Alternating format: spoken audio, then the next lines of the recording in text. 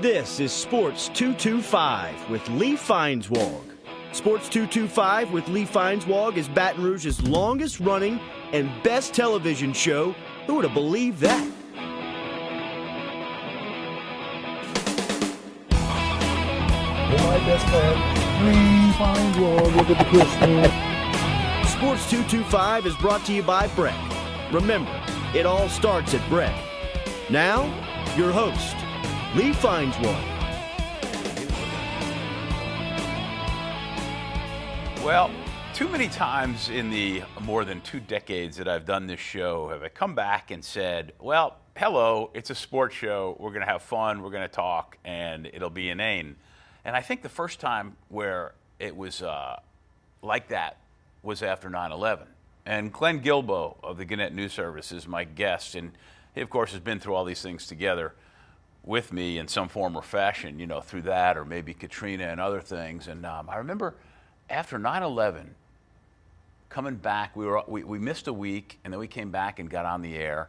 And I remember telling everybody, you know, this might be the first show you're watching that's not really serious. You know, it's not news content. Right, and, right. You know, in this case, with all that's happened with the flooding in Baton Rouge and surrounding areas, you've probably watched the Olympics. You've probably had all the local coverage of that you can take to some degree. But in some ways, it feels weird coming on and talking just about sports and having the goofy fun that we always have.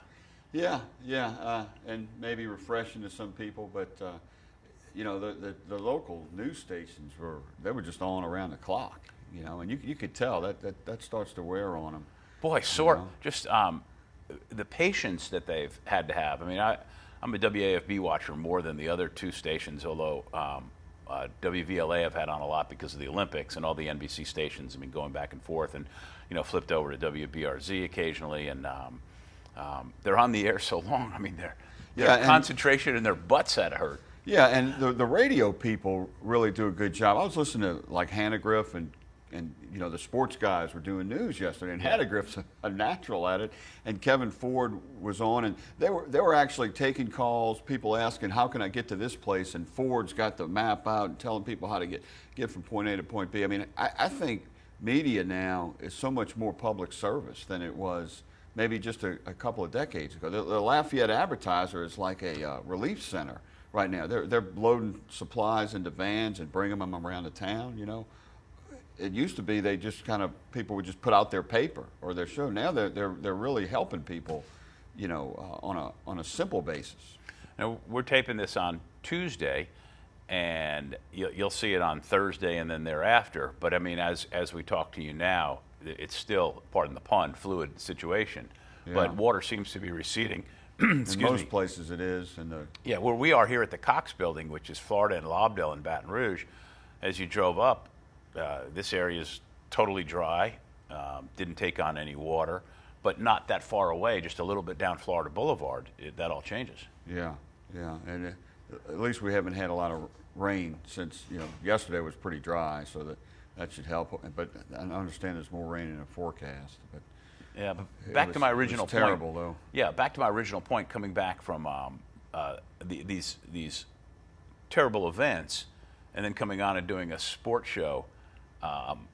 There is this element of I don't know. I mean, I'm not a climatologist, and I can't tell you anything about. I mean, I don't own a boat and couldn't run one if I had one, you know. But I have tremendous admiration for how many people came out with boats and have helped people, you know. Yeah, well, you know, the first time I really heard about that was when Hurricane Betsy hit New Orleans in the early '60s. So many people. Medium income and lower in these areas have boats. You know, you think of boats in other areas as a yacht or some rich person, but really people who don't make a lot of money have boats. And everybody has a boat, you know, so everybody can go save people. And you see that happening in these storms. But, you know, and I think the thing that people want after something like this, Katrina, 9/11, is that they want to get back to their routine. You know, that's really sacred to people, and sports here is a real big part of the routine. So you're doing something good, Lee. Well, thank you, Glenn. Well, but I mean, you know, we when this all started, and over the weekend, I talked to Eric Coleman here at Cox 4, and it's like, you know, what do you think? Are we going to be able to get in? And I should tell people too, this was, I think I said this last week, that this show was going to originate from LSU Football Media Day, which was going to be Sunday. Let me back up a little bit. So Friday last week was my birthday. And what an incredibly, thank you. And Glenn had one not too long ago as well. Right. And Wednesday. Yeah. But what a weird birthday, because number one is it rained for all 24 hours practically of it, plus longer. And it was weird because it never rained hard. It was just a constant it did drip. You see where I was, where we were, there were times where it rained so hard I couldn't believe it. But you're right. For the most part, it just never stopped. It just stayed over you. Just kind of Chinese water torture. Just constant drip, drip. Yeah. Kind of like one of our bathrooms when we found out there's a little, but that's another story for another day. Not, there's a little roof leak somewhere, and the water's finding its way into one of our bathrooms, and only when it rains sideways. But whatever. Anyway, so Football Media Day being canceled and Fan Day, I mean, that's a really big deal for a lot of people. I mean, and I mean, not just for the fans and Fan Day. Our Football Media Day, there are a lot of media outlets that count so much on gathering up things from that event, the local affiliates for one, for the shows that they do, and it's the only time you get to talk to freshmen in some cases. That's true. That's true. And for the most part, you get enough access throughout the week that you don't need that as much as you did in the old days with the media day. But yeah, it is. I was hoping to talk to Drake Davis, Lester Earl's son, who's a true freshman, very talented player, and probably won't get that chance unless they reschedule the media day, which I think they're supposed to, but they haven't yet. Well, let's hope. All right, hold that thought. Let's pick it up with what we would have done at LSU Football Media Day when we get back. He's Glenn Guilbeau. I'm Lee Feinswag. It's the new and improved, semi-shorter version of Sports 225, which you can also watch at Sports 225 TV on YouTube. Go to sports225.com for all the show airings. We'll be right back.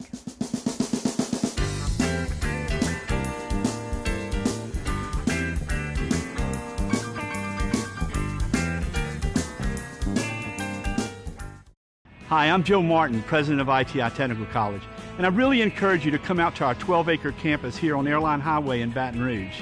Contact ITI to enroll in our Construction Management Associate and Occupational Studies degree program. Learn to plan, coordinate, budget, and supervise construction projects, and collaborate with engineers and architects in the residential, commercial, industrial, and heavy civil construction industry sectors. Call now about this new, exciting career degree. ITI Technical College. Begin your journey to a better life. All right, we're back on Sports 225, one that you were supposed to be seeing originating from LSU Football Media Day. But instead, I'm in studio with Glenn Guilbeau, who was kind enough to come out of the bullpen. And we were talking about that before we left, the opportunity to talk to some of the kids who you wouldn't normally talk to. And Sure. Me, for one, I want to talk to Colby Delahousse. Right. Because I always start LSU Football Media Day with the special team guys. It's always a lighter approach. But in his case, I mean, gosh, he's in a car wreck that killed 2 other people. Right. Right. And he hadn't been made available before that. But I talked to Michael Bonnet right before Media Day because they were thinking of having him not at Media Day and just kind of one time to talk about the wreck, and that's it. So they may still do that, or they may have him at Media Day. But yeah, great kid, Colby Delahousse. He's back in the running to be the starting kicker this year, and obviously something he's going to be thinking about for a long time. What happened? Yeah. Well, what do you think about the concept? So many schools don't give scholarships to kickers and punters; they just bring them in. LSU at times has done it, giving scholarships. Yeah, they get to it for people. 1 year here, 1 year there. Yeah, maybe. You don't bring in a punter from Australia without giving him money, for example. Yeah, but and fullbacks don't get scholarships often. They usually come in as a walk-on. Really? But, yeah. There's fullback is not usually a scholarship like it was. The Stelts, he was not on scholarship till his last year at LSU, and there's been some others. I think Connor Neighbors wasn't on scholarship his whole time. Well, is that maybe one of the reasons why that Miles kid who was a fullback went somewhere else? I don't know. That surprised me. I mean, that's his 3rd kid that hasn't come to LSU. I mean, I'm sure he'd like for one of them to come because the other son is at North Carolina and the daughter's at Texas. But no, and fullback is not as significant a position as it was, with the spread offense and the passing and everything. But I think you need to be careful just not giving scholarships to kickers, though, because, I mean, that's really important. And they lost a kicker because they were saving a scholarship for Trevante Valentine, and Trey Domingue left. I mean, that was your starting kicker last year. So I would think they could have redid the numbers. But Les was like kind of trying to keep him on scholarship, but he got upset. And that happens sometimes. That's how he lost that lineman to Kentucky a few years ago, but he came back. College version of salary cap issues. Yeah, it is. It really is. Yeah. But so where I was going with that was, do you think that major schools should simply put kickers and punters on full scholarship and include them in one of those positions you've just got to fill, or do you think that's a good strategy? Well, I think that, you should have at least one kicker and punter on scholarship based on their recruitment and how good they are. Like if here's a good kicker over here in Arizona or Washington or something, you go get him, you better put him on scholarship. And then after you got 2 on scholarship, then bring in some other guys. And I think that's largely what they do, because Connor Culp is on scholarship, a kicker from Arizona. Then the backups would be walk-ons, and if they earn the job, then you give them a scholarship. But once they're on scholarship, I think they ought to stay on it, instead of taking it away. Like Colby was on it, and then it was taken away. So that's just a numbers game, though. They run into that in a lot of sports. I mean, there's a lot of scholarship manipulation, not in there's so-called head count scholarship sports, which are, like for example, basketball, volleyball, golf, tennis. One player, one scholarship at the fully funded schools. But then in the other sports, specifically like at LSU, baseball, softball, soccer, track and field, hardly anybody gets a full scholarship. They get portions of it. It might be books, it might be tuition, it might be room and board.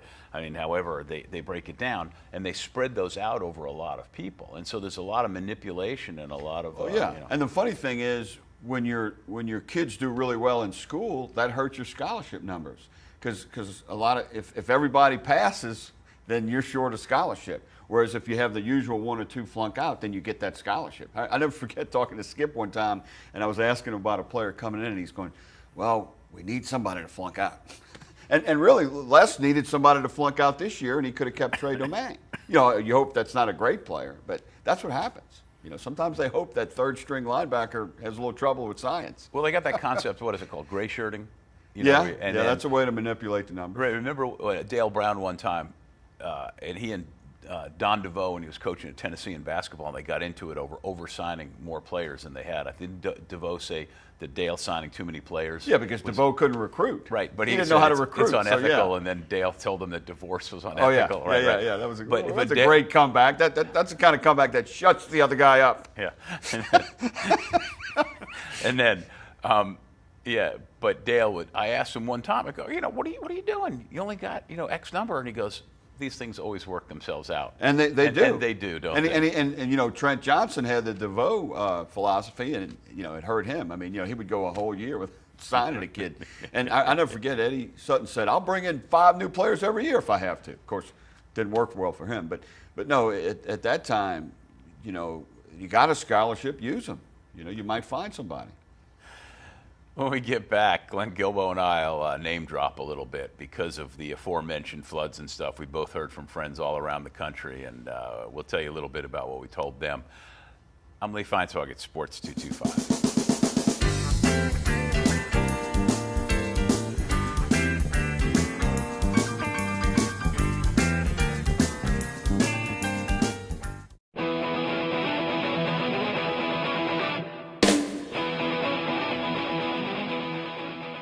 Oh, hi. I was checking out Yelphi. I do it all the time, all day, because it brings me all the news I need to know in sports.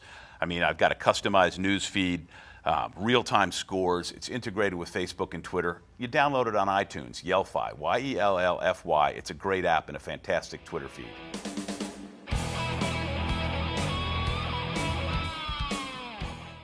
Anytime. You must be hungry. We're back on Sports 225. I'm hanging out with Glenn Guilbeau. He covers LSU and other things for the Gannett News Service. And by the way, what, Glenn's man cave? Oh, yeah. What are you doing? Are you holding your cell phone out like this? Hey, that's the best way to get Sam. Man, it's like a throwback to the old independent movies, basic stuff, man. I was surprised your mouth and the voice were in sync. Thanks a lot.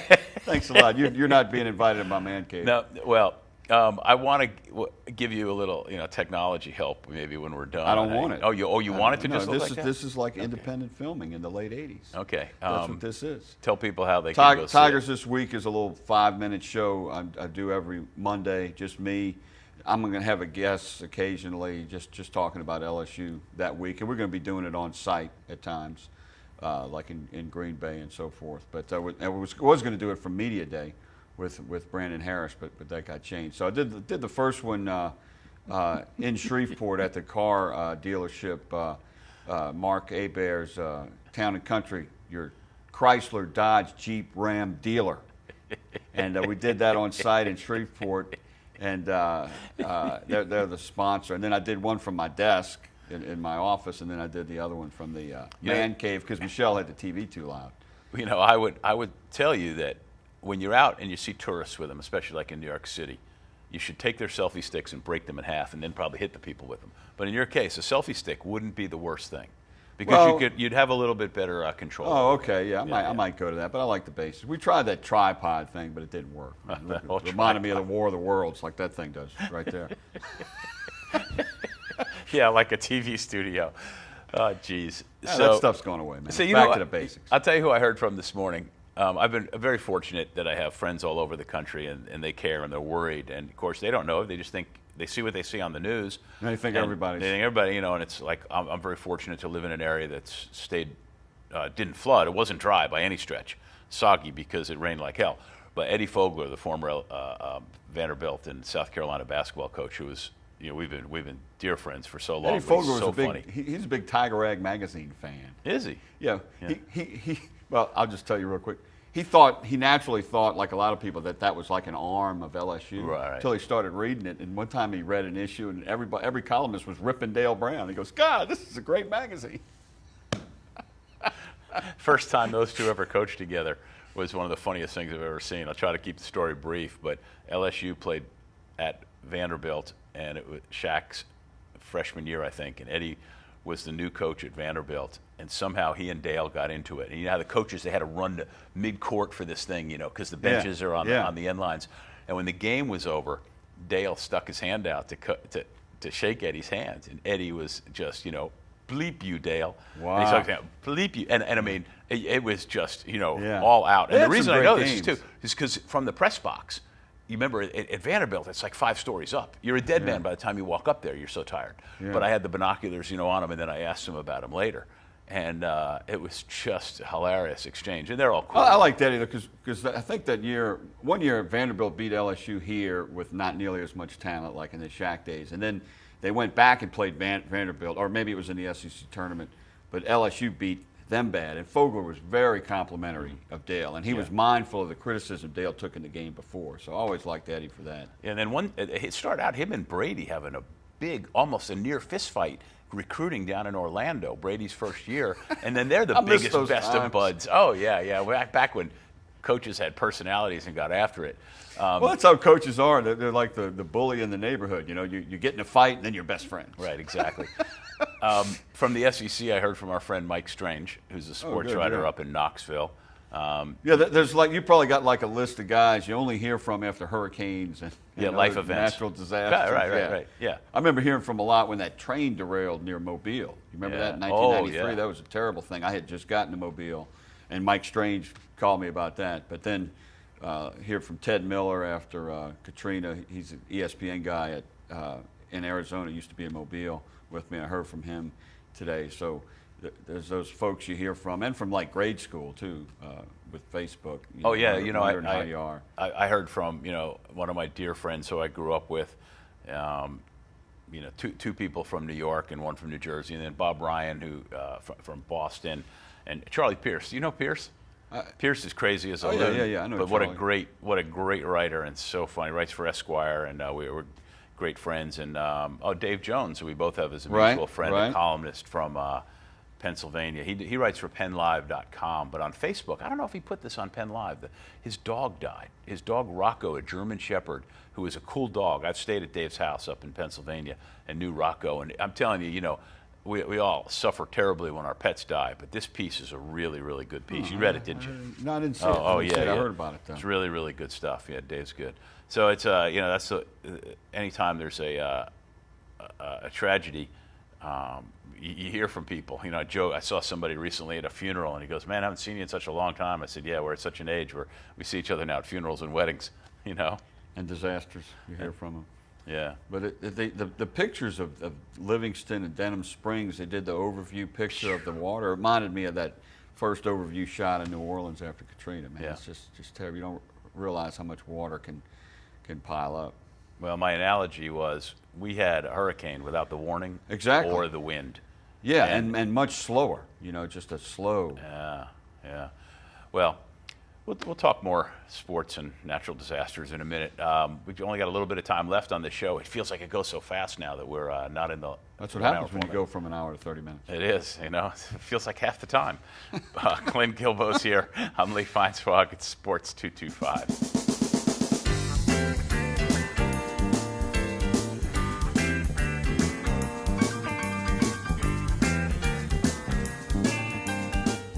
It was nearly a decade ago that Brett teamed up to Imagine Your Parks, and you imagine big.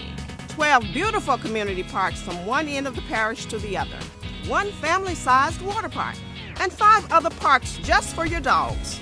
You have places to splash and places to explore. You have games to play and camps galore. No matter what you like to do or see, visit Breck.org and see how together we have made Breck better than imagined. Coming down the home stretch of another Sports 225, and Glenn Guilbeau here with me. Thanks to John Williams from JCW Productions for directing the show. You want great video, anything digital, go to jcwproductions.com. It's almost football season, Yes, and it of is. course you're out there all the time watching LSU practice football because Well, they closed when it, you but- can, yeah. And then of course you do interviews. What have you learned? What have you learned this August? Well, I think not that much because you just knew they were going to be good with the returning players. But I really think the Trevante Valentine addition could really help them at nose guard, and then they'll be able to put Devon Gottschall at tackle because he was going to be the nose guard. But they also have Rashard Lawrence, a true freshman. So they're getting pretty good on the defensive line. That Christian Locator, that's going to hurt though. They lost him as defensive tackle, but they still got Lewis Neal on that side. They just look pretty good. I mean, I think this is the best they've looked going into a season since they went into the 11 or 12 season. They looked really good going into 12 until Matthew was kicked off the team. But I just think this could really be a good year. And if Saban continues to have one of his roughest summers, maybe by the time they play them, they won't be as good as they usually are. Do you have any ethical issues with the Valentine re-signing, so to speak? Well, a little bit, but they've brought back worse guys than that, and like Jeremy Hill, I mean, did more than him, and they brought him back. Jordan Jefferson did more than him. He has a misdemeanor, disorderly conduct arrest is all. His main thing is that the coaches couldn't get him to work. Just kind of laziness and messing up, kind of like Paraloo in a way. So if he can straighten out, and plus, Les is competing with Saban, and Saban's not exactly Father Flanagan either. He's bringing a lot of guys in who shouldn't be there. So you kind of got to do what you can do, I think. It's not intramurals for choir boys, is it? No, it's not. It's not. Your writings appear at LSU Beat. When I'm not doing a video in my backyard. Exactly, LSUbeat.com.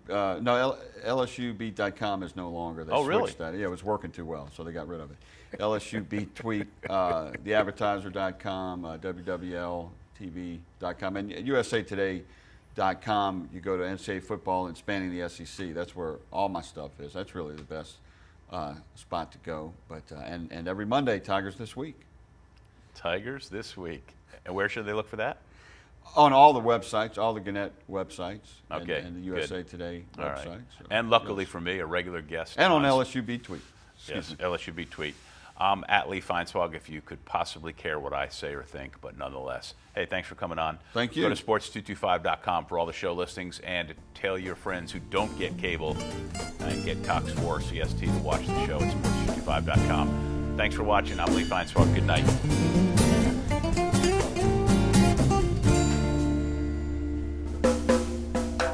At carnival time by Baton Rouge Bay, that's the site of my story. At Spanish Town Mardi Gras, things can get blurry. See the mowers marching, prizes fill the sky. This Spanish Town Mardi Gras, may it never die. Poetry was everywhere, sweet music.